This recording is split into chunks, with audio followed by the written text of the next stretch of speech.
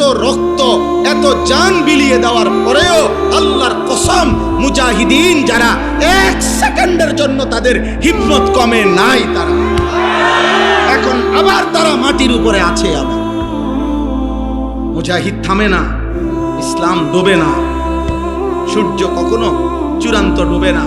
এখানে বাংলাদেশে যদিও সূর্য ডুবে গেছে, পৃথিবীর সব জায়গায় কিন্তু সূর্য ডোবে নাই, কোথাও সূর্য উঠছে, বুঝেন নাই?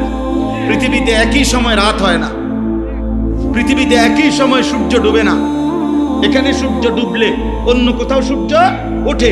আল্লাহর কসম ইসলাম এমন এক সূর্য যেটা কোথাও যদি কোনো কারণে সাময়িক কিছুক্ষণের জন্য পর্যদুস্ত হয়, কিন্তু অন্য জায়গায় তৎক্ষণাৎ ইমানের সূর্য, ইসলামের সূর্য ঝলঝল করে উঠতে থাকে।